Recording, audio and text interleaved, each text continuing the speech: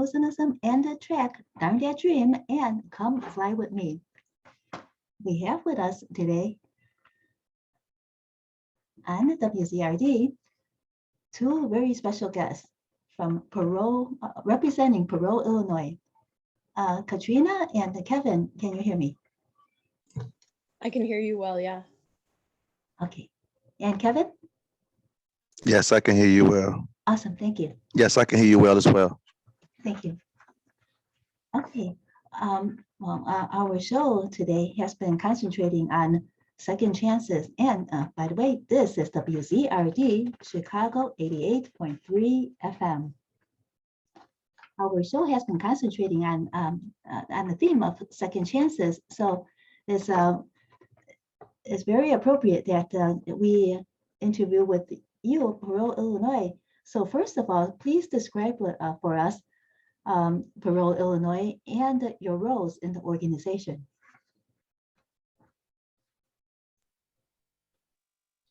Kevin, you go first. Okay, my name is Kevin Blumenberg, and my role in Parole, Illinois is I work as a community navigator slash lead organizer. The type of organizing I do is inside out organizing, where I organize the guys that are currently incarcerated, are currently impacted by the issues that we're trying to address. And as a result of me organizing them, I turn around and I network with their family members in hopes to organize them as well as we move towards our agenda. Mm-hmm. How are you able to organize? Because we did receive some communications from some incarcerated alum, that NEIU alum, and they had to write out their communication to us. So it's very hard to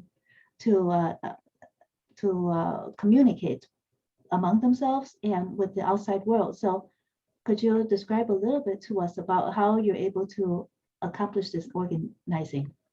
Yes, oftentimes it is very difficult for guys in the inside to be able to communicate with people out here in society, especially if you're in segregation or if you're in has a lot of different rules and restrictions that kind of prohibit you from like really reaching out to people. So what I do is I communicate with people through the telephone. They call me, and then when they call me, what we do is in an effort to push the agenda for Parole, Illinois, and the creation of what we're calling Earned Discretionary Release. We want to humanize the men and women who are incarcerated, because oftentimes when people look at you or when they hear that you're incarcerated, they only look at you as being a number, or we use other terms to put on you as, you know, you're an inmate, you're a troublemaker, you're an offender. So we want to humanize them. And in an effort to try to humanize them, what we did was we allowed the guys that had the opportunity to call to give us like 4-minute testimonials about who they were, how long they've been incarcerated, and what were the personal transitions that they went through in order to arrive at the stage they're at now, where we believe that they are, you know, productive citizens. And so that came about just through phone conversations and being able to record some of the phone conversations. Okay. And then, of course, you have been incarcerated for over 30 years. Could you provide us with the same profile that you just described that you would ask of your fellow inmates? That Oh, yes. at least, Yeah. Yes, I'm a returning citizen. I spent like 30 years and 12 years in Times Supermax. So I understand how the men and women feel that are incarcerated. I know what it feels like to be without hope. And I'm a people of an individual who is capable of changing, as well as the individuals in there. I went to Time Supermax when I was about 25 years old, at a time when they tell you that your brain is not even fully developed. People that went to Time Supermax were labeled as the worst of the worst of the. And so I've been home now a year and about 9 months, working several jobs. And I feel as though that at 25, people thought that I was young, being redeemed. Yet here I am now, being a productive citizen, doing a lot of civil service, and fighting to bring about positive and productive change, not only for myself, but the people who are incarcerated, and as well as the people who live in our communities throughout, throughout the state. So I feel as though a lot of times we always talk about giving people a second chance, yet we don't have any mechanisms set in facilitate that. So that's why I think that it is so important that we get behind and stop earned discretionary release, because it is a of what it means when we say that we believe in giving people a second chance. This mechanism will allow individuals to have a second chance. I think a lot of times when we talk about this issue, people get caught up in semantics and they think that, oh, well, I don't want to give people the opportunity to go home who have been sentenced to a death sentence, who have been sentenced to natural life. Yet, in the same tongue, people say they believe in restoring individuals to useful citizenship. In the same tongue, people say they believe in giving people the opportunity of a second chance. I believe that if we're patient, if we're loving, if we're understanding, and we create the atmosphere that is conducive to produce all of these things that I just talked about, then it's possible for individuals to change. After all, I did it at a time when they said my brain was not even fully developed. So if I was capable of doing it, I believe that these guys are capable of doing it. I don't think that we should continue to look at all of the things that happened in the past and continue to try to move forward with it, because by definition, an individual that is constantly does the same thing over and over again and is looking for different results, that's called insanity. That's called insane. And so wisdom dictates that if you're constantly doing the same thing over and over again, it's giving you the same negative results, wisdom dictates that you try something different. And so that's what we're trying to do. We're trying to put people in a position where if you went through your own positions, that you should have the opportunity to at least be considered for the possibility of parole. And the key word is considered. It doesn't mean that if we establish this mechanism that individuals are going to automatically just be released from, but what it does is that it gives individuals that are incarcerated hope. It gives them the opportunity to start trying to heal within themselves and trying to heal within their family and trying to be healthy individuals as they return back out into society. And I think the only way that that can happen is if we do get the law passed for Parole Illinois to board back into the state of Illinois for individuals who have natural life who have been going over 20 years. 20 years is long enough for an individual to figure out what direction they want to take their life in. And 20 years is long enough for IDOC to restore you to useful citizenship. When did the Parole Illinois start? Because the parole evidently in Illinois ended in 1970. So it's almost two questions in one. Why did the parole stop in Illinois in the 1970s? And after that, when did Parole Illinois come into existence to address this? I'll let Katrina take that question. Yeah, so we got rid of our parole system in Illinois in 1978. The thinking at that time was basically we gave the parole board huge amounts of discretion and didn't really give them any sort of guidance for how to make these decisions. So as you could imagine, in prisons that were largely filled with people from Chicago in the 1970s, the people in positions of power making these decisions were mostly white, and the people they were making decisions about were people of all colors, but they were certainly pretty obviously preferring early release for individuals who were also white, and delaying release for individuals of color, particularly Black individuals. So it was actually the political left that really pushed for the abolishing of a parole system at that time. The thinking was, at least if we give everyone a hard set amount of time, everyone will have an out date. The political victory for the left was that no one was going to die in prison. Everyone would be released. And that was true for about a year.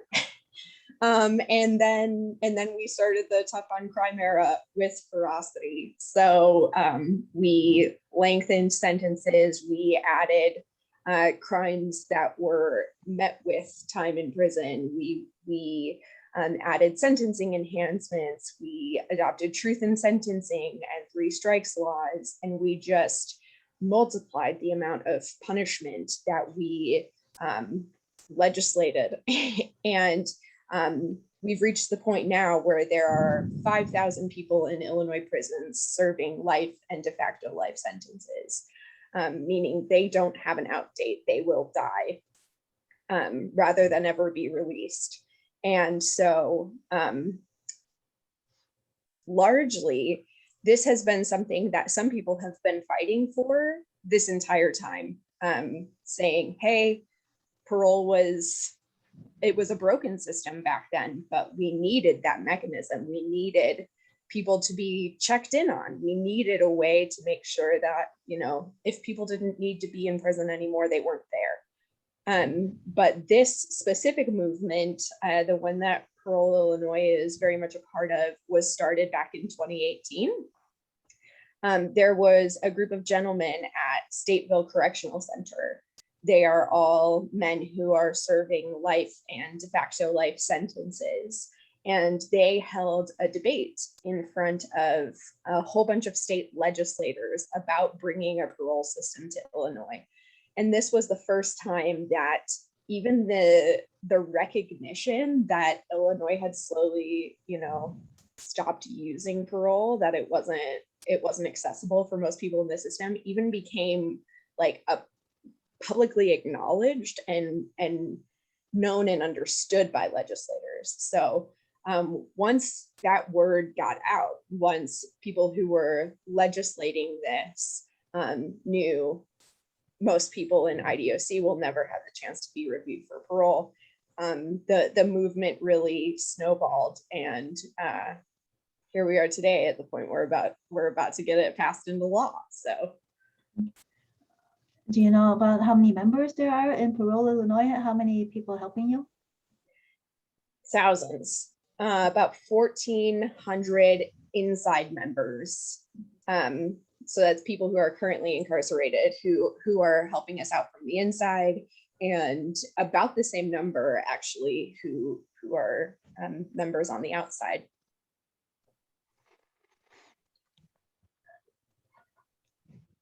What is the vision and the mission of Parole Board? Parole Illinois. I'm going to let Kevin take this one. Our mission is to make sure that we stand behind what it is that we say when we say that we believe in giving people a second chance. We want to make sure that we're not talking with a forked tongue and that we're not talking in oxymorons. And we would say, if we say that we believe in giving people a second chance and is written within in the Constitution, if we say that we believe in restoring people to useful citizenship, we want that to have meaning. And so earned discretionary release gives meaning to that. Because if the individual has went through their own personal transition and if IDOC has successfully restored them to useful citizenship, in order for that to mean something, a mechanism has to be set in place. Parole Board back into the state of Illinois is the first step towards creating that. When we say that we believe in restoring people to useful citizenship and we would believe in giving people the opportunity to have a second chance. These things have to mean something. So we're fighting to create and to establish this system that gives meaning to the body of ideas that we already say that we believe in. I feel like 20 years is long enough for you to figure out what direction you want to take your life in. If you look at statistics, individuals who do more than 20 years in prison, the recidivism rate for them is like almost is like 0 to none. It's like non-existence. So if an individual went through their own personal transitions, they suffered through their punishments, and they redirected their lives and they became new people, then they should have the opportunity to be considered for an opportunity to go back out into society and be a productive citizen and to continue to start healing and continue to try to heal our communities as a whole. It's obvious that the things that we've been doing in the past is not working. And so because it's not working, I think that this progressive and new idea of creating the Parole board or earned discretionary release the way that we're talking about doing it, it's the right thing to do. It's the smart thing to do, and it's a healthy thing to do holistically for all people. And so our mission is to make sure that we get this law passed. Hopefully this month. We're fighting to get it done this month because we don't know what the political atmosphere is going to look like 2 or 3 years down the road. And we don't want to put ourselves in a position where we're going to say 10 years too late. We want to make sure that we're making the right decisions today so we don't have to revisit them tomorrow or years later on down the road. So our focus is to make sure that we bring the parole board back into the state of Illinois and give individuals the opportunity to have a second shot at life, possibly multiple shots at life, but definitely a second chance at life if they put their work in. They should at least have the opportunity to be considered for that. And so I hope that people that are listening will go to .org and support us in different ways that they can to make sure that we get this law passed during this month. And then after that, we can begin the next steps of making sure that we're helping walk people into a situation where they can win, by making sure that we have proper people sitting on these boards that are gonna have the same level of thinking that we do about giving people a second chance and not just going into it with a punitive attitude or a punitive eye. If we really believe in giving people a second chance, then I think this is a great opportunity for us to facilitate that through these programs. I mean, through this earned discretionary release law that we're trying to get passed. Are you able to move your microphone a little bit away from your mouth, because sometimes it's popping and sometimes that makes it like very distorted. And for instance, I couldn't hear what.org. Is it paroleillinois.org or what? Yes. Okay. Paroleillinois.org. Is this better? Can you hear me Yes, better? much better, much better. Yes, thank you. Okay. Yes. For anybody that wants to support us, we implore you, please go to paroleillinois.org. And we appreciate everybody's support, because this is not just the issue that is going to affect individuals who are incarcerated. This is the issue that's going to also affect family members of people who are incarcerated out here in society. This decision is going to impact communities, children, mothers, fathers, babies, grandkids. And I think that we're at a stage and point in our life now where that we're ready to start begin the healing process of making sure that we're healing people on both sides. You know, I'm a firm believer that if we create the atmospheres for people to change, that it's possible for them to do that. And so I believe that creating and establishing Parole Illinois' idea of earned discretionary release is the perfect idea for that. What is the difference between parole and home monitoring? Because I thought that there was parole, or is there parole on different levels of government? Because I thought that sometimes they said that a certain person was on parole when something happened, etc. Well, that's what I mean by a lot of times it's semantics, and it's people really don't understand a lot of the language or jargon that is that people express. So in Illinois, the only people that still were able to go to what was considered a parole board before 78 were the guys who were considered to be C numbers. And so that's like, it may not even be 100 of them even left in the system.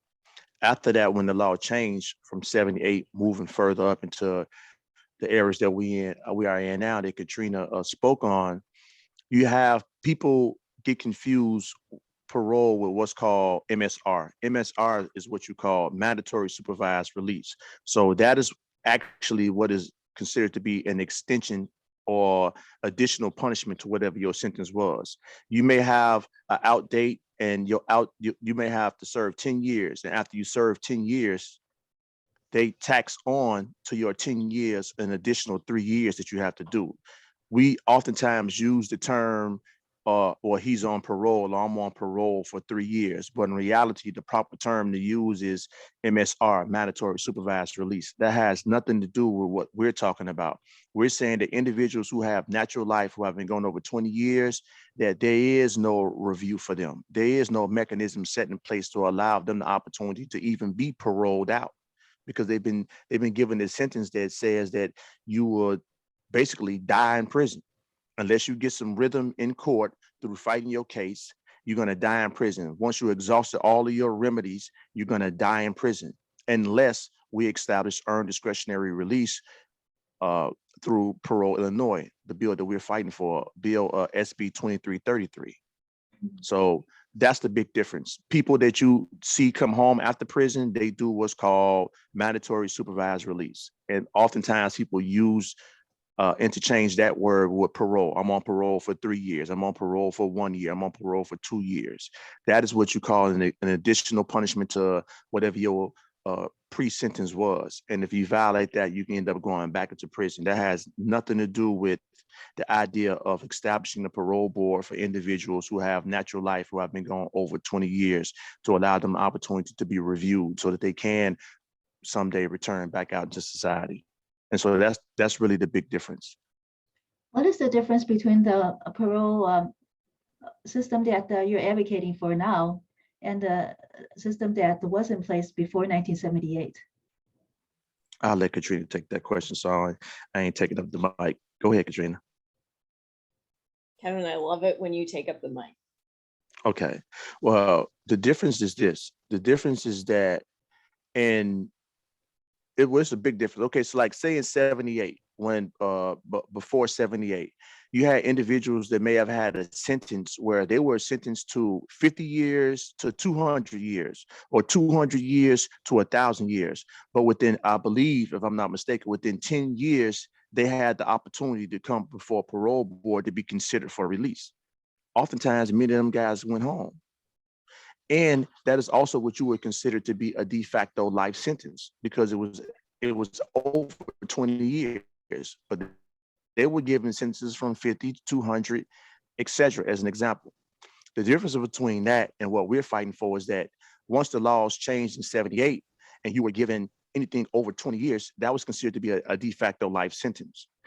People that were given natural life, you just were basically just were given a death sentence if you didn't get any rhythm throughout the exhausting your court remedies. So what we're fighting for now is we're saying, hey, look, we want to put a system in place that allows individuals the opportunity that otherwise they never, ever would have been able to have if they didn't get any rhythm in court. We want to put a system in place that says, hey, look, if you have a de facto death sentence, which is a natural life sentence, and you've done more than 20 years, we want to give you the opportunity to go before a panel, before a parole board or parole members to be reviewed to see whether or not if you have changed your life or if you have been restored to be a useful citizenship, which will actually change. Does this individual deserve another opportunity to go back out into society and be a productive citizen? And if that individual has done all of the things they're supposed to do while they're in there, then we want them to have that consideration. And we want to have like-minded people sit on the board that will offer people the opportunity to be returned back out to society. It makes no sense for us to say that, hey, we believe in a second chance, we believe in restoring you to useful citizenship, and then we do that. But because we sentence you to a natural life, then you just have to die in prison. That makes no sense at all. So before 1978, if the inmate was in prison for life, but after 10 years, they would get a chance to go before the parole board, and they would a lot of them were released, but it wasn't equitable. More white people were being released than the minorities. First answer that part, and then I want to do a little comparison of what that was, what you're proposing in Parole, Illinois. Correct. Yes. So, but they didn't use the term back then. Okay, so anything over 20 years was considered to be a de facto life sentence, but they didn't actually use the term that we use in our modern times now to say, well, you're being sentenced to natural life. But if you were sentenced an individual to 50 years to 200 years, that is like a de facto natural life / death sentence. However, the difference between them then and now is that even if they had these outrageous sentences, after 10 years, if I'm not mistaken, they were allowed to go to the parole board to be considered for the opportunity to be released, regardless of what their minimum and maximum sentence was. So in some cases, you may have probably had an individual that had a 50-year minimum, 200-year maximum sentence, and then they went before the parole board within 10 years, and they very well could have been released and went home. One of the other issues with that is that oftentimes we've seen racism show its face in those particular situations where you have more white people that were being released over people who are Black or brown. And during that time, primarily like a lot of Black people. And so that was one of the disparities with that particular system. We're hoping that that's not the case moving forward with establishing the system of earned discretionary release in these more modern times. But even then, if you look at in 1978, those individuals went before a board in 10 years. We're making the argument that, hey, look, we want individuals to go before the board in 20 years. And when you look at the statistics compared to an individual who has done 20 years in prison, the chances of them recidivating is extremely low. It's like non-existent. So why not give these individuals an opportunity to be reviewed? If the statistics show that they no longer pose a threat or harm to society, we have no evidence that says that after 20 years, the individual come home, that they're automatically that's like going out here and committing horrendous crimes and returning back to prison. Oftentimes, when we look at the statistics of the individuals that did come back to prison after serving such an extensive amount of time in prison, over 20 years, they came back for petty crimes because they got walked into a failed system. They got walked into a system that didn't provide them opportunities to move forward in their life in productive ways. So they committed crimes of poverty and petty crimes in order to sustain their life, or because they were strung out on drugs, and then they end up going back into the system. But when we look at the stats, and when it comes to people who did over 20 years, them coming out back into society, and then we're going back for like outrageous, violent, horrible crimes, is like non-existent. And so that's not an argument.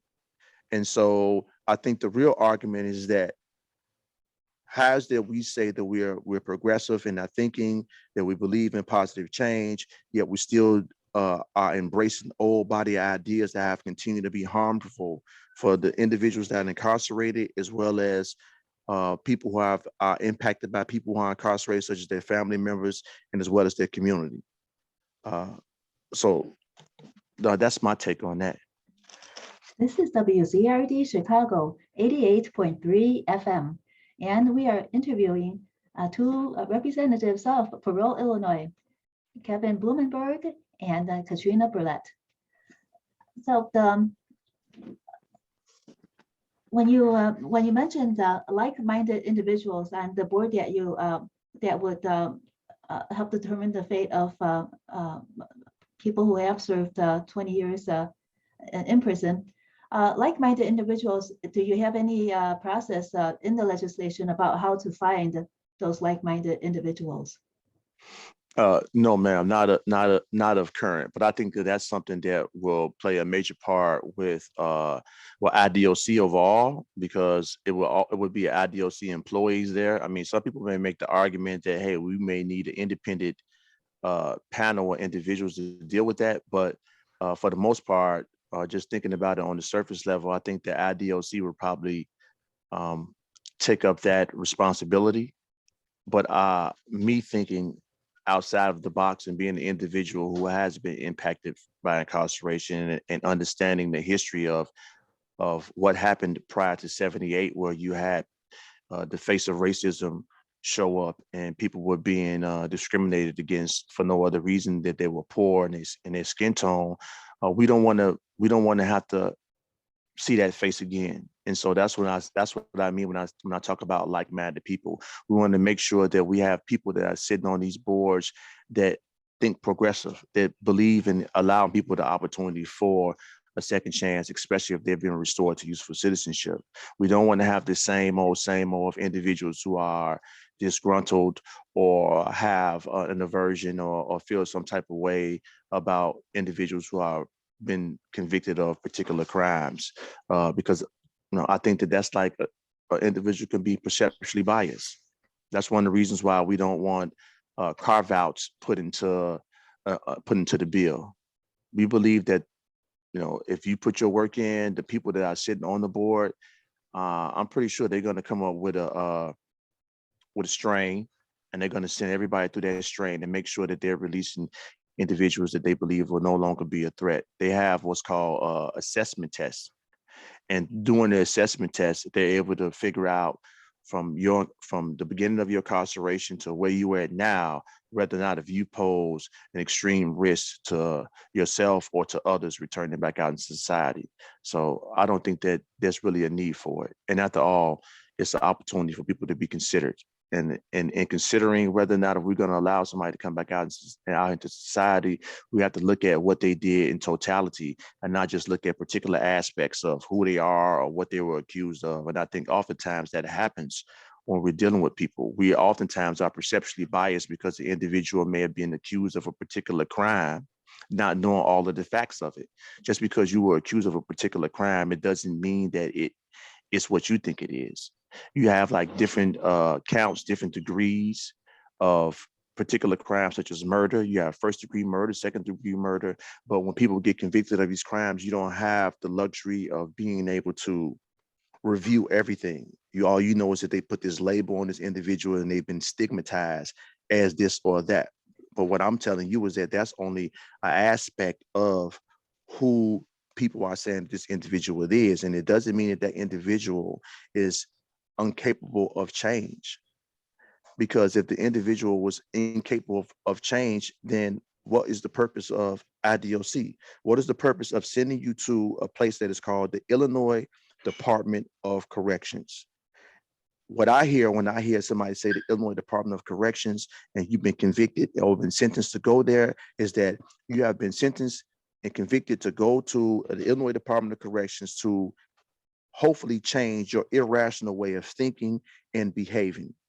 And if that's part of your job and you're successful in doing that, that means that I've restored you to useful citizenship. And if I restored you to useful citizenship, then I should at least allow you the opportunity to be reviewed so I can consider, or they can consider, whether or not if you should be returned back out to society. Assessment tests are already established and set in place to show what is the risk level of an individual returning back out there. So if that's already set in place, in order for that to mean something, we have to have this mechanism set in place for earned discretionary release through the body of ideas that Parole Illinois is pushing. So are you saying that the assessment test should be used as part of the process to determine whether a person is eligible for earned discretionary release? We don't have anything wrote in there on that, but that's something that I know that they're already doing in IDOC. They're already doing what's called assessment tests for individuals who have been incarcerated for a long period of time. And so to my knowledge, the assessment test is basically a test that is given to you to calculate what level of a risk that you pose returning back out into society. And after you do it, they write up a program. I guess they ask them questions. I haven't gone through the test myself, but from the people that I talked to on the inside, they ask them a bunch of questions. They look at their history. They look at their current behavior. And I guess they're able to make projections about whether or not this individual is going to be a threat to society. But that's a mechanism that they already have in existence and set in place in IDOC. But so currently there is no parole system. So after they assess an individual, what do they use with the assessment information? Well, we don't know what they use, but they probably put in your master files 9 times out of 10. It probably goes into your master files. The reason that they created it, I don't know why they did, but it perhaps is going to go into your master files. And I don't think that it's a bad thing. If they already have that mechanism set in place to figure out what your risk assessment is, then I think that's something that will also be considered for individuals who go before the parole board or to see if they can return back out in society under the earned discretionary release. So I think that that's pretty cool that they already have that set in place. But in order for that to mean something, we have to have earned discretionary release / parole board mechanisms set in place so that they can be considered. And in being considered, maybe that would be something that they will look at to determine whether or not if you should have the opportunity to return back home. Do you know if there's any prospective or suggested language that would better define like-minded individuals? Is it going to be appointed by public officials or by someone in the IDOC, or might there even be an election to make sure that maybe the person has the background to be fair, and then also the experience in the community? For instance, in the community policing board that was recently established for Chicago to oversee the police department. Right now they're going to install temporary commission members, and then eventually it will be an elected position. So is there anything like that going on or being considered in that legislation that you want to pass? And well, I guess the wordage is already down, right? Because you're already wanting people to call and ask the legislators to vote for it. So the legislation has been set in stone already, the wordage.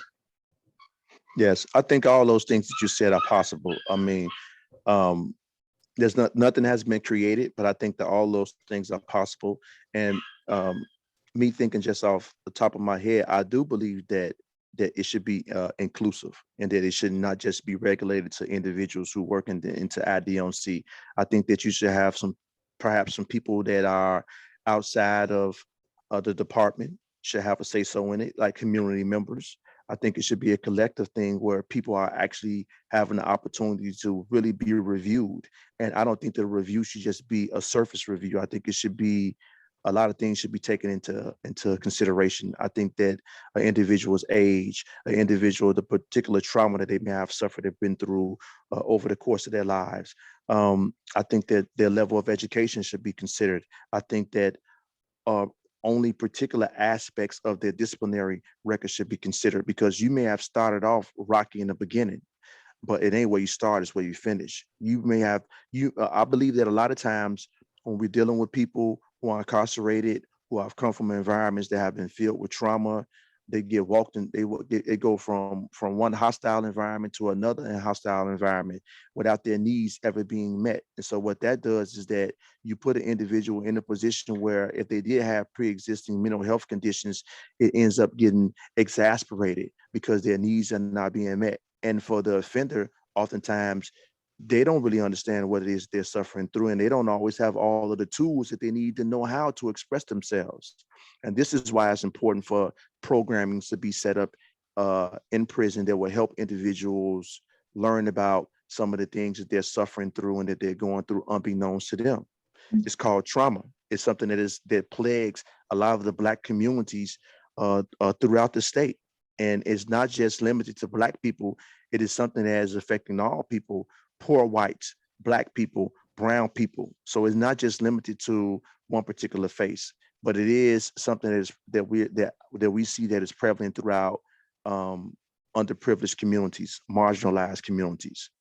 And so I think that a lot of these things should be considered. It shouldn't just be a surface view. Yeah, sorry for being unclear.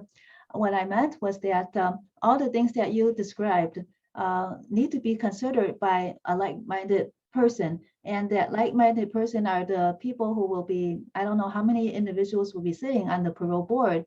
How are we able, is there any language in the legislation that describes how we are going to get like-minded people that will consider all that you have discussed in determining whether the person before them should be released? I can hop in here real quick. So we do have a prisoner review board currently. Illinois has this. They have two major functions. One is, as Kevin talked about earlier, reviewing for parole individuals who are still incarcerated from before 1978. There are 46 people in IDOC who are still incarcerated from before 1978 who retain access to regular parole hearings. The Prisoner Review Board, which is full of people who are appointed, does that.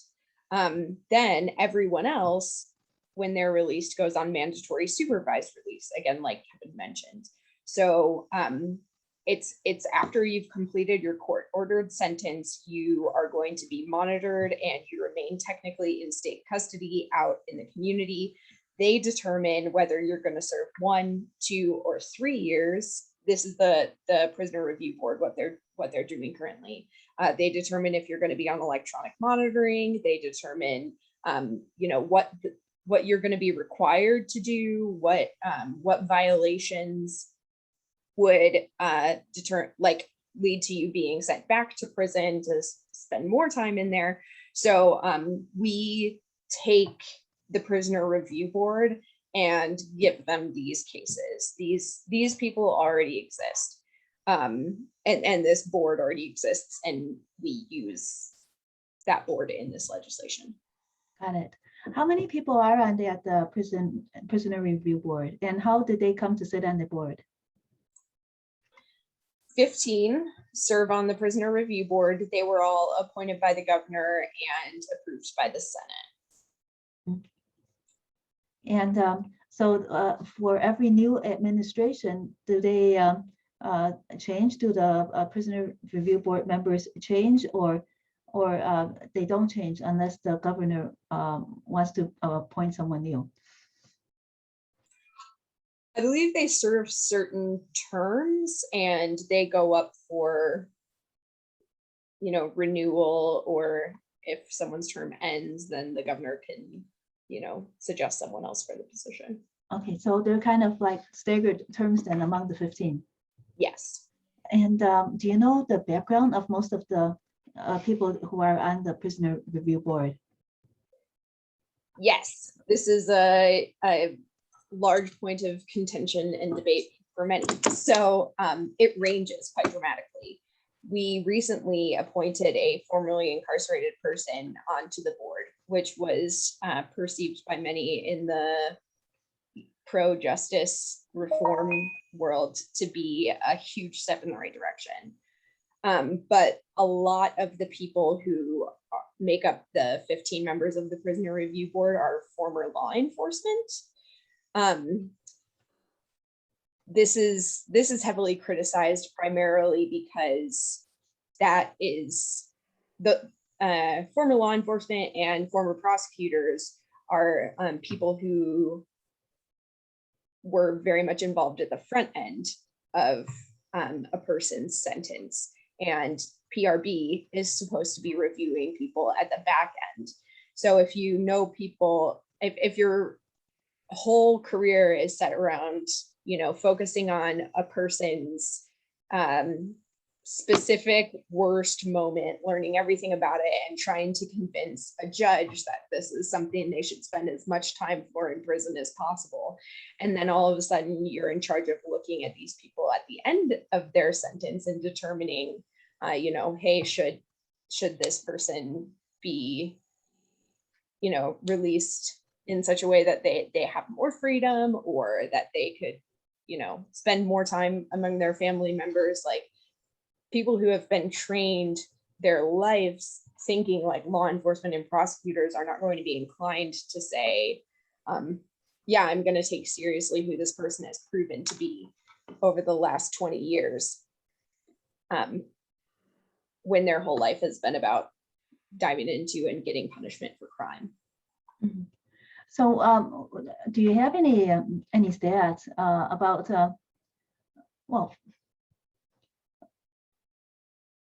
any stats of, well, first of all, those stats that you brought up about people who are have been in prison, have served 20 years or more, that they do not, that they're almost, they won't be subject to recidivism. Where do those stats come from? Is it from some university research, or is it just compiled from some statistics that maybe the IDOC kept? So I was a former competitive debater.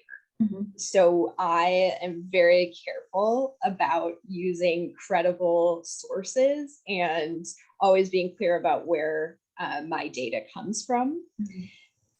This is common knowledge at this point. There have been hundreds of studies done, universities, people just using different Department of Corrections data sets.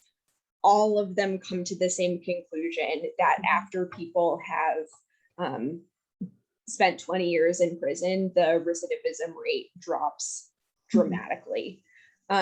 So there's, I mean, you could look at anyone, anywhere, almost ever, who has run a study on this, and it will confirm that it's just common knowledge at this point.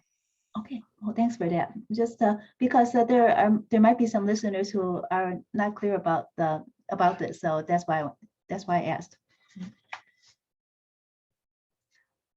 So the other states that have eliminated parole, did they eliminate it for the same reason? And then for those states that have resumed parole, are they resuming parole for the same reasons as Parole Illinois is bringing forth?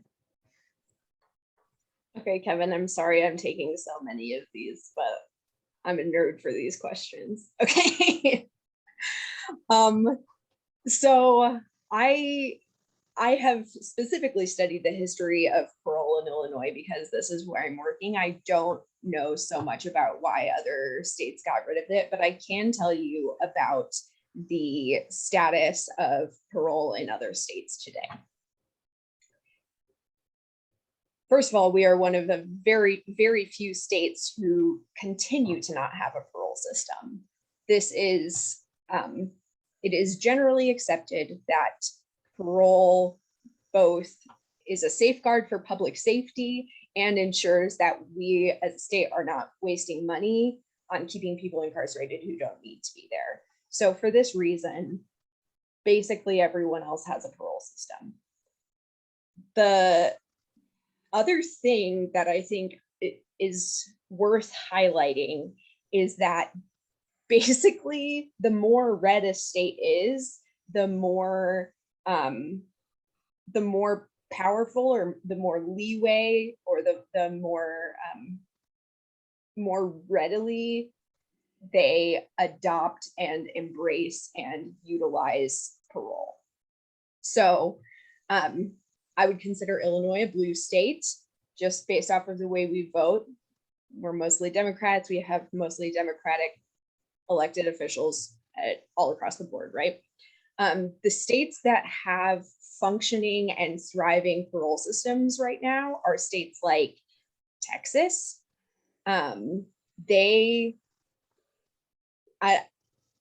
It's all the Republicans in Texas that are like, we're not trying to waste money on keeping these people in prison, and like it's safer to check in on people and see who can safely re-enter society. So after anyone serves 50% of their time, we're going to look at them. In Georgia, it's 33. It's 1/3 of their time. In Mississippi, it's 1/4. After anyone serves 1/4 of their sentence, they go up for review. This just blows my mind because as we're trying to get this done in a primarily blue state, in my mind, this feels like a humanitarian issue. This feels like something that people on the left should be eager to say, oh yes, we shouldn't be warehousing people till they die. But like the reality is that the places where the political arguments have actually led to effective criminal justice policy is unfortunately mostly red states. is when the Republicans have control and they're like, this is obviously the right thing to do. So that was me on my soapbox for a little bit. I apologize. No, that's very good insight. And do you have any idea why it is that the left are so reluctant to install a parole board? I mean, in Illinois, it is a bipartisan reluctance. But there are also people on both sides who see both of these arguments who are very, very much in favor of parole. I think the big thing that holds back politicians is fear. For the last 40 years, most politicians have run and thrived on a tough on crime platform. And it's just, they're just afraid that if they implement a policy where someone gets out and then something bad happens, it's going to come back to bite them. So this is just the thing that people are afraid of, the reason they are unwilling to vote for second chances, and the thing that holds back, I think, people on both sides of the aisle.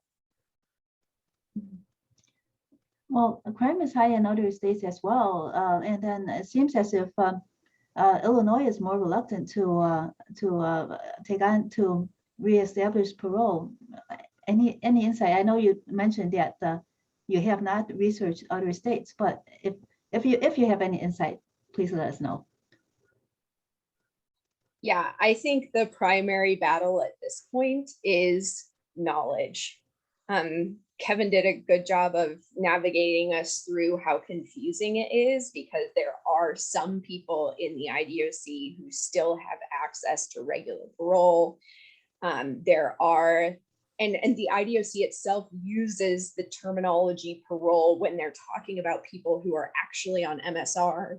This like massively confuses people. And most people, even some people who are currently in prison or currently on MSR, think they are on parole or that they will be released on parole. It's just confusing. I think the primary battle that needs to be won in Illinois, the primary reason this hasn't changed at this point, is because people are confused. I think if people understood that we don't have a parole system, that we're wasting millions of dollars, that we're devastating already marginalized and harmed and underserved communities, that we are taking away people's hope, that the Department of Corrections has thousands of people that they're not actually even trying or pretending to correct. They're literally just warehousing until they die. I think basically everyone, and this has been my experience when I talk to people who are across the aisle, they're like, oh, we should have a parole system. So I think the battle we need to win is just basic education. When you mentioned about their warehousing the inmates and not making it so hard for them to get paroled, who benefits from that? The warehousing? Is it that some of the prisons are privatized and it's for the money, or do you have any idea?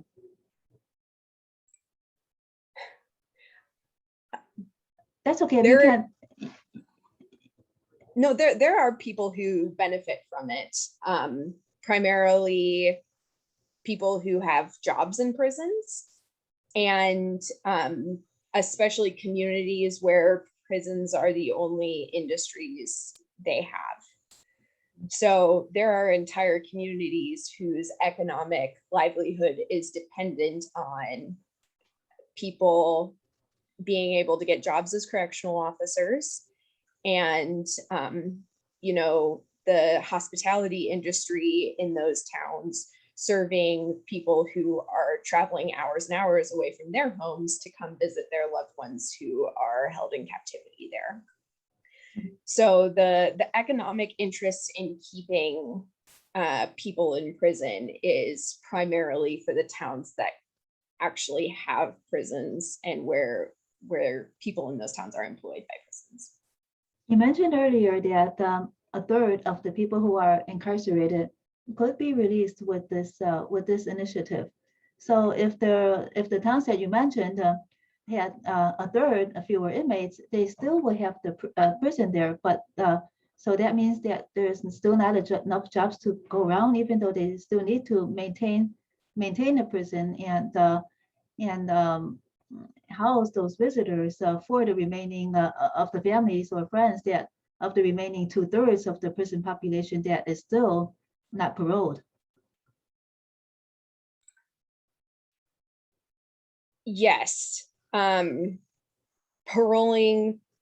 people would not mean that we are taking down prisons. It also doesn't mean we're getting rid of jobs. But I will say that people who are arguing against this because the trade-off is when people are in prison, I have a job. That is a disgusting moral place to put a person. And I think our state needs to do a better job of opening more economic opportunities for individuals who are in these towns that are languishing, because no one should be dependent on caging another individual for them to be able to provide for their family. The historical institutional dynamics of our political system have always affected how people vote, because a lot of the facts did not come out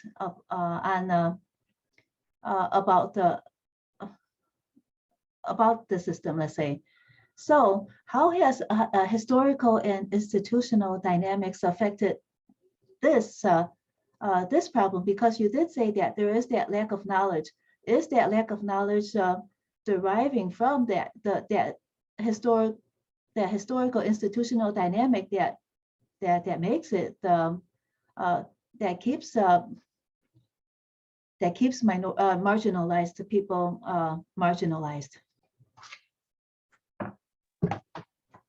I believe that, there's a passage in the scripture that says that my people perish because of lack of knowledge. So I think that's one aspect of it. Another aspect of it is awareness of it. The third aspect of it is that it's the same old, same old. This has been a mechanism that has been set in place that people believe has worked for them.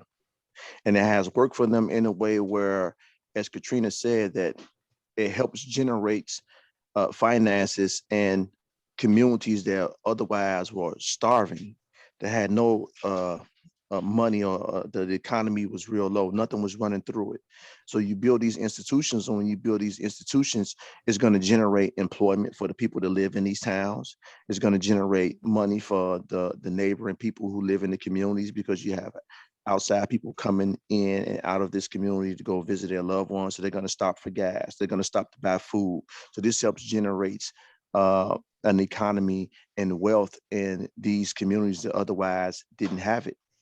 And so I think that the mindset is that this works for us. This has been working for us. So why will we talk against what's been working for us? Unfortunately, you don't have, some people are not progressive in their thinking. They want to continue to go with what's worked for them for 100 years. But in reality, the flip side of it, the negative side of it, is that in reality, it hasn't actually been hurting. It has been a constant negative. It has not deterred crime with this tough on crime approach. And so you still have people who are caught up in that mindset of fear and being afraid to be progressive and take a chance on doing something different, because they're worried about being criticized, or they're worried about what would be considered a political suicide if they, some of them, not all of them, if they support the body ideas that we're trying to bring to the table. Fortunately for us, we have a lot of great senators and state reps who are progressive thinkers and understand that these laws and concepts that we have are obsolete, and that it's time for us to come up with something new. And we have many of them that are behind us and supporting us, but we need even more help moving forward into this month, not only from a lot of state reps and as well as the senators, but from people throughout our community who share about the ideas that we have in terms of establishing this mechanism for earned discretionary release to give people the opportunity to be returned back out to society with their loved ones.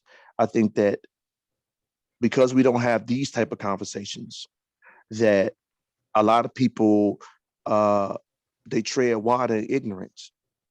And so what I mean by that is that they're ignorant to what's really going on. And so they tread water, they survive in that because that's all they know. So I'm a firm believer that communication can enhance our level of understanding if we're open-minded about what we're talking about. And I believe that these type of conversations help to enhance our level of understanding.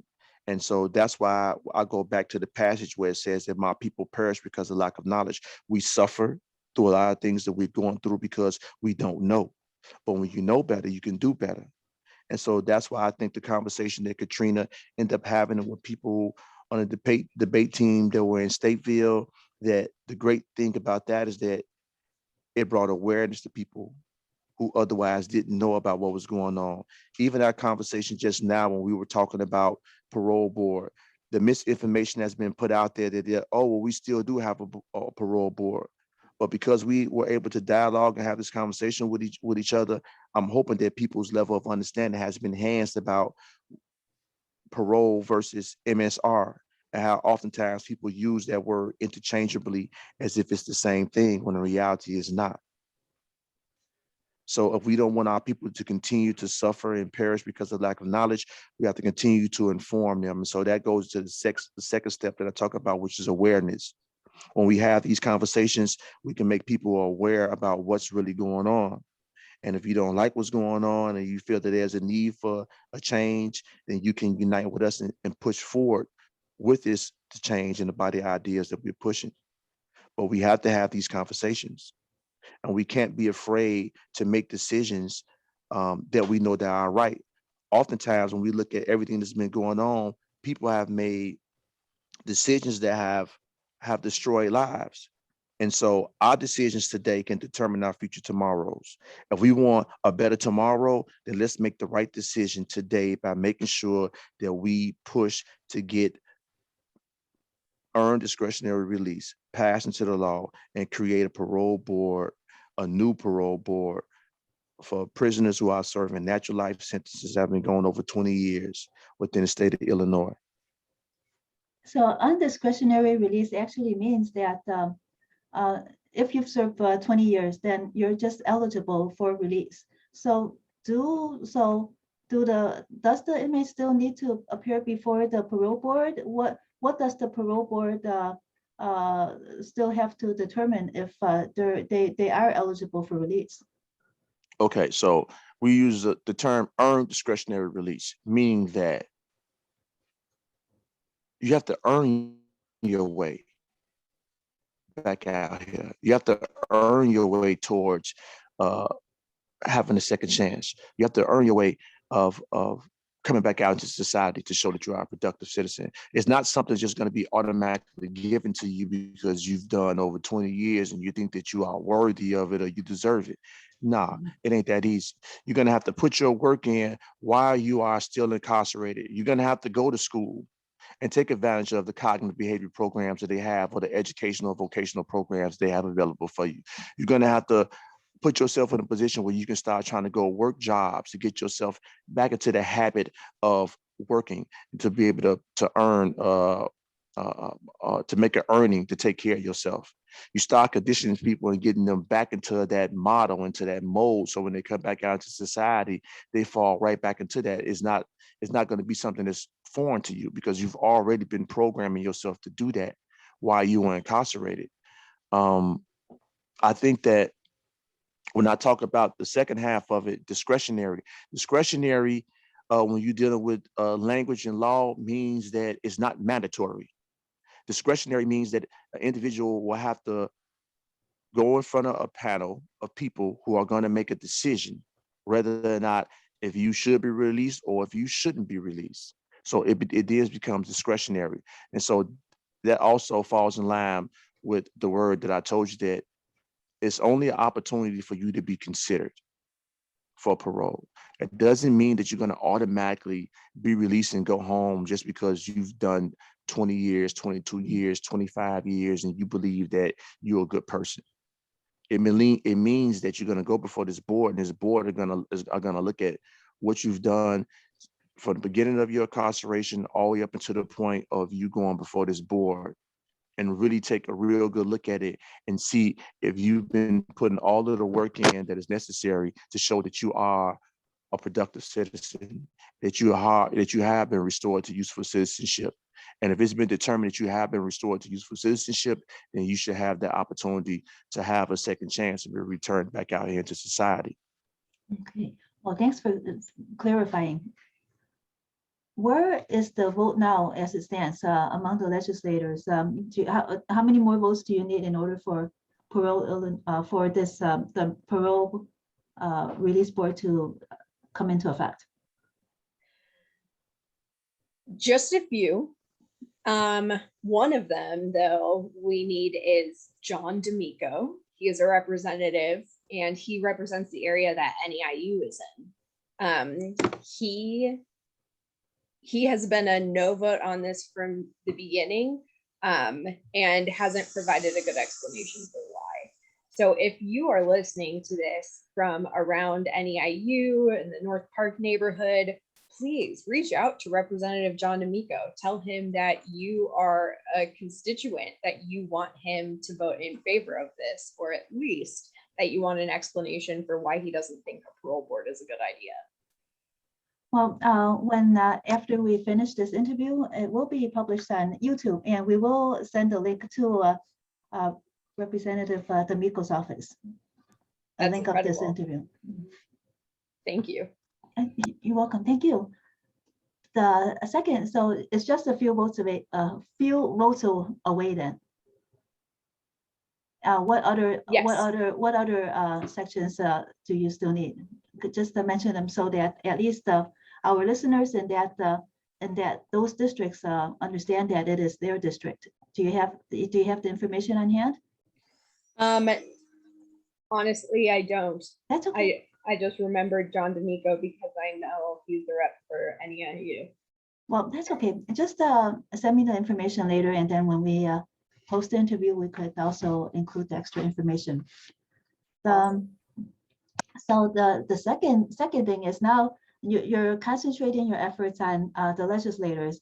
However, it is a problem for that minorities undervote. They do not turn out to the polls. The poll turnout for minorities is very, very low. Is there anything that the Parole Illinois is doing to increase awareness among minorities so that you could increase the voter turnout? Because I'm actually studying that in my political science class, where I'm in a master's program in political science, and it's very evident that there's a thing that's called electoral capture, and even though there are a lot of prominent African Americans, the political heads of the political parties feel that if they move to bring programs that formulate policy and pass policy that would benefit minorities, that there are the white majority swing vote would rebel and not go for it. So they still want to maintain that white majority vote. Therefore, that is why the status quo remains. So therefore, the only way that we are able to bring about any effective change would be to increase the vote, the minority to vote. Is there anything that Parole Illinois is doing to help increase the minority vote? Well, I'll say this, that Parole Illinois, we're functioning as a grassroots organization. So a lot of the awareness that we do it by word of mouth, inside and out. With the guys who are incarcerated, We know we all understand that you build power in two ways: you organize people and you organize money.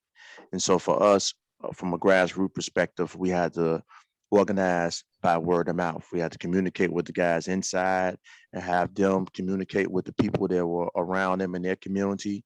And as a result of that, we turned around and we have them give us information where we can start to communicate and organize with their family members out here. As Katrina said earlier, we're not a very large group of people, but we are a group of people who are passionate in what it is that we believe and what it is that we want to see come into existence with our vision about earned discretionary release by way of Parole, Illinois. So we doesn't what we do and what we will continue to do is continue to have these type of conversations. And I want to say thank you for allowing us the opportunity to have this platform where our voices could be heard and that we could share the body ideas of the guys and the men and women who are inside, as well as their family members who oftentimes don't have the opportunity to express themselves and talk about their hurt, their pain, or their ideas about how they would like to see things go. So thank you for doing that. And I believe that we're going to continue to have these particular conversations with like-minded people who allow us the platform to share what it is that we believe and what it is that we're trying to accomplish. And we're going to continue to try to have these conversations and organize and bring awareness not only to the people who are in the institutions that we communicate with, but as well as with their family members and all throughout our community, because after all, they're the silent voices that are impacted as well by different decisions that have been made that have put our people into quicksand. And we want to make sure that we try to rescue them and get them up out of there. So we're going to keep on having these conversations. We're going to keep on bringing awareness, and we're going to keep on fighting and pushing forward until we have Parole, Illinois / earned discretionary release all throughout the state of Illinois. Just to inform our listeners that are unclear, who is eligible to? Maybe it's a little bit outside of your of what you cover, but who is eligible to vote and who is not eligible to vote? So not those who are not convicted, they're still eligible to vote. And then if how does that work? Well, if once you become if you get locked up and you go to the Cook County Jail and you haven't been convicted of a crime, and I believe that if you're over 18 years old, you still have the ability to cast a vote. Mm-hmm. But after you've been convicted, you no longer have the ability to vote. Your voting rights will be restored after you are released from prison. So the mandatory supervised release to individuals, they're still not able to vote yet until they're totally released?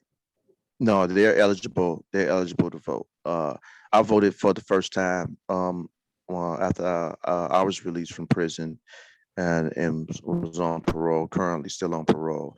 I had the opportunity to vote for the first time. Kevin, you got to use the right language. You're not on parole. What I say? You said you're on parole. Well, I'm not on parole. Right, not on parole.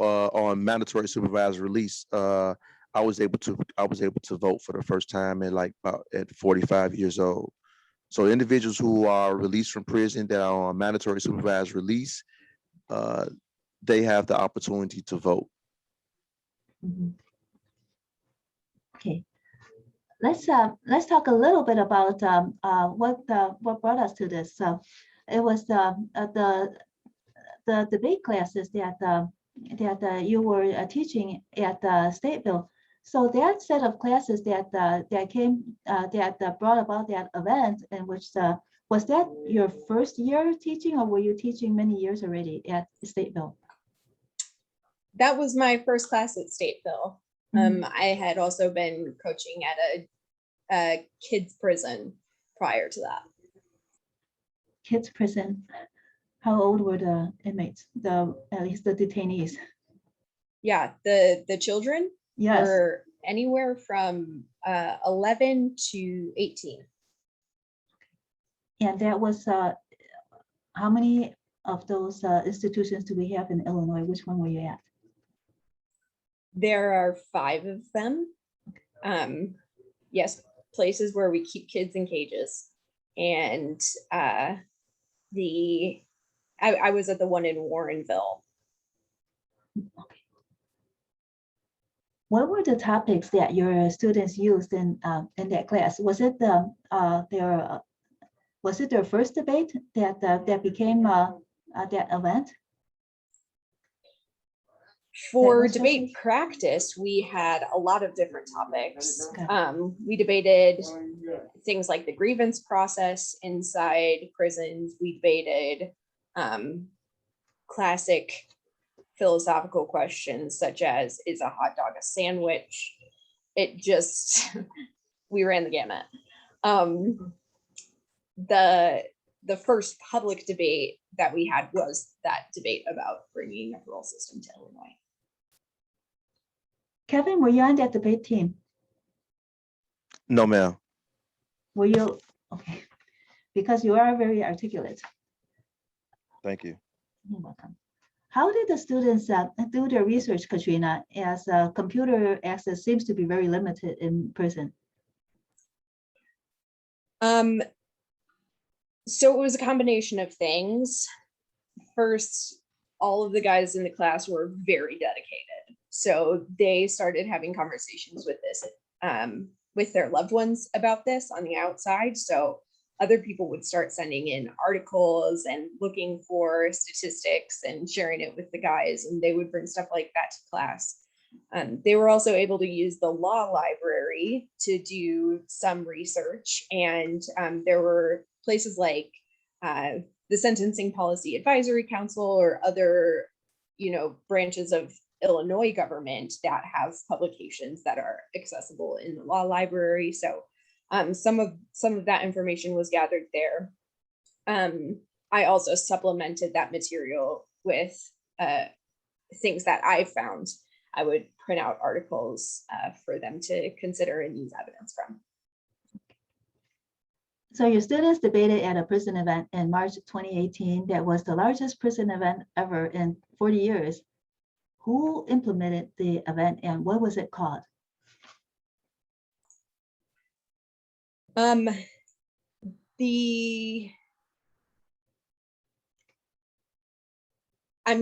heart and soul of the event was 100% the gentleman on the team. The name of the event was maybe just this Stateville debate team. I don't know. I don't know if we actually gave it like a name. That's okay. But then how was it that the legislators were invited and they actually came? And it was a large event. So who else attended besides the legislators? And was it legislators from both houses, Illinois, or were they from other governments as well that were in Illinois? They were senators and representatives from the state of Illinois. The other people who were invited were just general members of the public and a lot of people who are volunteers or professors who offer other courses in prisons. Okay, so how many people attended? Since it was the biggest, and where did it take place? It was in Stateville in the theater building. I'm feeling like the number was 78 attendees, but it's also been 3 years in a pandemic since then, so maybe don't trust that number exactly. So was it the inmates so it was the inmates, your students who invited the legislators, and they did all of them accept the invitation to attend?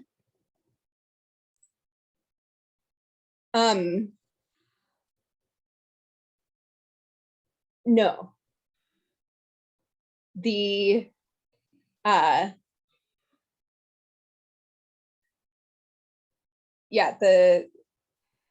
team wanted to invite legislators. A handful of them responded yes. Okay. And you also mentioned that Rita Mayfield, is she still in office now, and is she a senator? Rita Mayfield is a representative for Waukegan.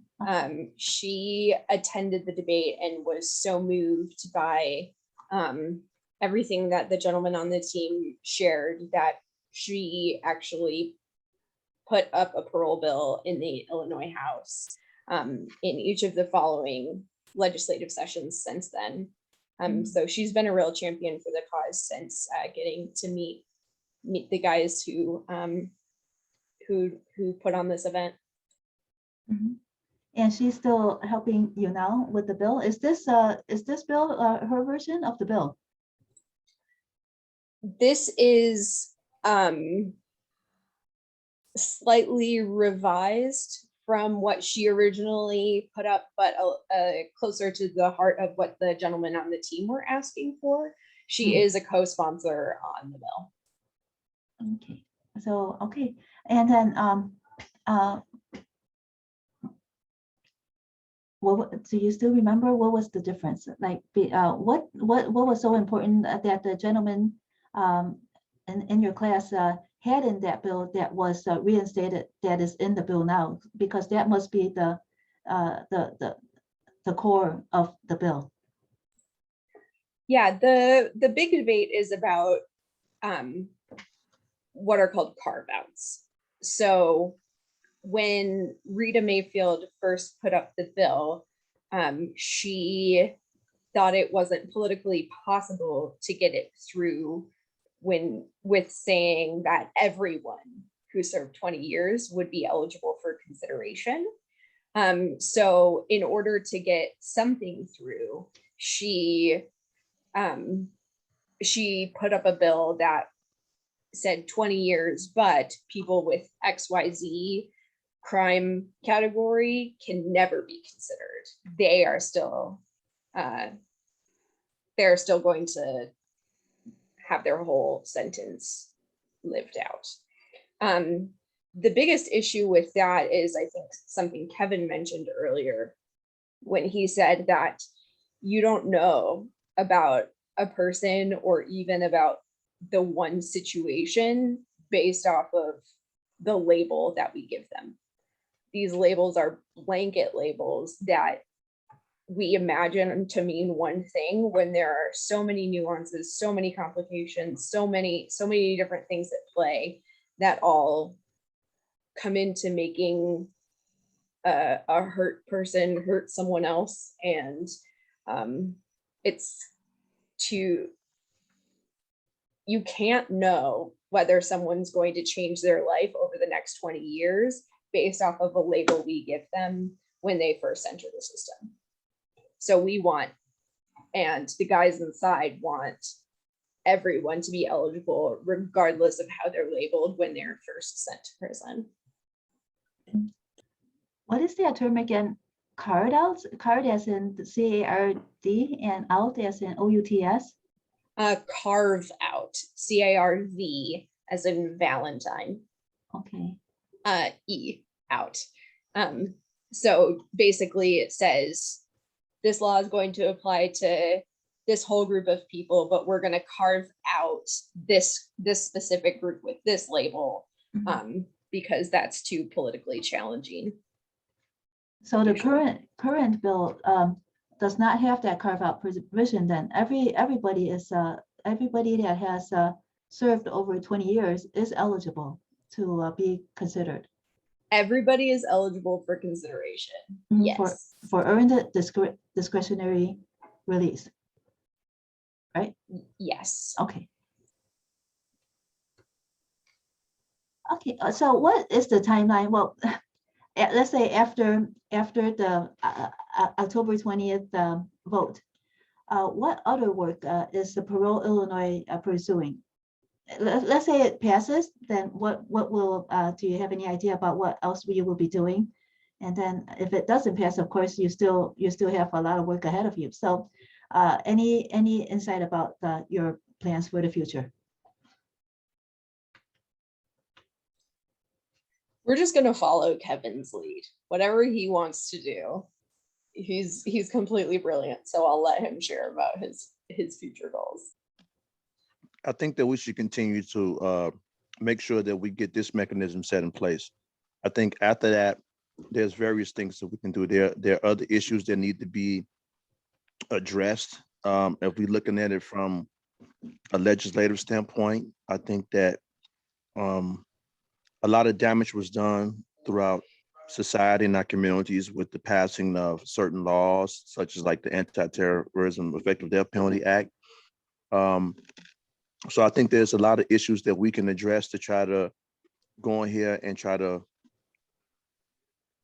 change a lot of these structural systems of violence that have been put in place that have continued to cause harm to individuals incarcerated, our communities, as well as their loved ones. So I don't want to say like right now what will be the particular topic that we are going to go at, but any issues that we can go at that's going to help tear down some of these structural systems and replace them with systems that will be more progressive and healing towards individuals and society as a whole, then those will be some of the issues that we were going to, we would try to go and take on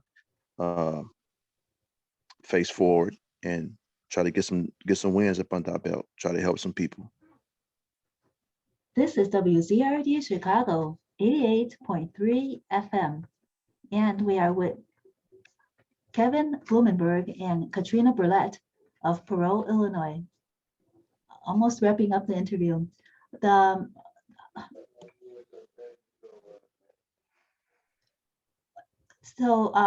Let's any thoughts before we do the community assessment part of the interview? Any thoughts about what else you need to get done in order to get this legislation passed for parole to get the parole release board back into Illinois? Yes, we have one thing that we would like to ask people. Katrina, if you don't mind, could you share with them the dates that we're going to go down to Springfield? So if anybody is interested in coming out as for a short support, that they will be to unite and meet with us on those particular days. Totally. We are bringing down people to advocate in person to our legislators on Wednesday, October 20th. So this will be an all-day kind of thing. We'll leave in the morning, get back in the evening. There will be a bus, so you don't have to worry about transportation. But if this is something that you believe in, if this is something you think is the right thing, if you have a loved one who would be impacted by this policy, or even if you just have a heart for justice, for racial justice, for justice in the criminal legal system, there are a million different reasons that you might want to get involved in this. And if you do, joining us in Springfield to advocate for this is one of the best ways you can help us out. And where could they contact you for more information about how to get involved? ParoleIllinois.org, and yeah, on our website, it's easy enough to navigate. You can go to support us or get involved, and there are links to registering to join us on October 20th. There are links to things you can fill out to have emails sent to your legislators and your elected officials on your behalf saying you want them to vote in favor of this. There you can sign up for our newsletter. There are lots of ways you can get involved. Just ParoleIllinois.org. Kevin, thank you, Katrina. And Kevin, what is your position again? Are you a director or in Parole, Illinois, or No. founder, or what? No, I'm not a founder. I'm not a director. I mean, I wear many different hats in this organization. For me, it's not really about titles. It's about fighting for this particular positive change that we want to be set. So some days I may be working as a lead organizer. Other days I may be working as an individual who's just taking calls and trying to inform people about what we're fighting for and why we're fighting for it. So I usually just put myself down as a lead organizer or / community navigator, inside out organizer. but overall, and me, Katrina, and all of our staff members, we work as a unit, as a family, where we just fight to push to try to make sure that we get this bill established, and try to help people get themselves in a better position where they can start healing, their families can start healing. It's been long enough where people had to suffer unnecessarily. And we're the type of people that we believe that people are beyond redemption, people are capable of changing. And we just want to make sure that we get this system established, and so people will be able to see it for themselves as well. What is the name and number of the bill again? SB2333. And the name of the bill? Go ahead, Katrina. Earned Discretionary Re-Entry. Earned Discretionary Re-Entry. Okay, thank you. Okay, now let's do a WZRD community assessment with the both of you. WZRD Chicago, being a nonprofit radio station, must be responsible to the community we serve. WZRD is mandated to file quarterly issues with the FCC on non-entertainment, community-focused programming. We like to assess the community for these quarterly issue topics with 3 questions. First, what is most important for you, to you?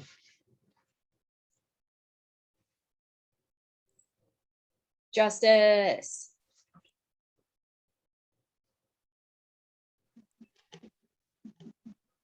Justice. Thanks, Kevin. Yes. Thank you. Second, what long-term problem must we address? Mass incarceration. Mass incarceration and tying down these systems of structural violence that have continued to be oppressive and repressive towards marginalized groups and just people overall throughout the state of Illinois.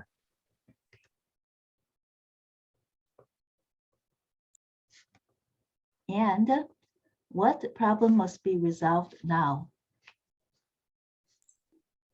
Death by incarceration. I echo that, death by incarceration. That's something that needs to be addressed now.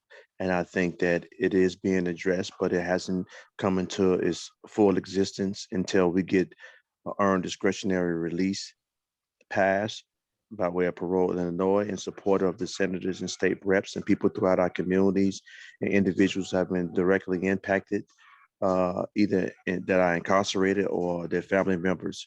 So we need support with SB2333 bill, and we encourage individuals to go out and look up paroleillinois.org in order to offer their support to help us bring this into existence. Okay. Let's see. The 46 inmates who are still eligible for parole, what are their ages before we leave, before we end the interview? I can tell you that those are, we're dealing with, you're talking about the C numbers, those are guys who were Yes. incarcerated Mhm. prior to 1978. Yes. So I can imagine that some of their ages may be ranging from 60 to 70 years old, somewhere in that age group, 50, 60, 70 years old. You figure I'm 46, so you add a little bit more to that. So prior to 78, I'm gonna say some of those guys are probably, some of them may even be in their 70s. Probably got guys at 70, 60, 50 years old. And I think that they should be given the opportunity to be considered under the system that they're under, because I mean, you look at statistics, the chance of them committing a crime and going back is like slim to none. Mhm. And C members, that means that's C as a centenary, like 100 years. Is that why it's called C? No, I think back in the days when you initially got incarcerated, for whatever reason, they put a alphabet in front of your number. They put the guys that got locked up, I think, during the that time frame that we're talking about prior to 78, they had numbers of like C. So your number could be C 128, 128, and then the next person to come after you would be C 128, 129, so on and so forth until they exhausted all of the C numbers. And then I think they went into A numbers before the numbers in your sentence. And then after they exhausted the A numbers, they went to N numbers. Then from the N numbers, they went to B numbers. And then from there, they went on to K numbers, just all the way through until they ran out of the numbers within that system with the alphabet in front of it. Okay. Well, thank you so much, Kevin Blumenberg and Katrina Burlet, for interviewing with us about Parole, Illinois, on the WZRD Chicago 88.3 FM. Thank you very much. And again, if people want to learn more and help the effort on October 20th, they will go to paroleillinois.org. Thank you. Thank you. Thank you. So much.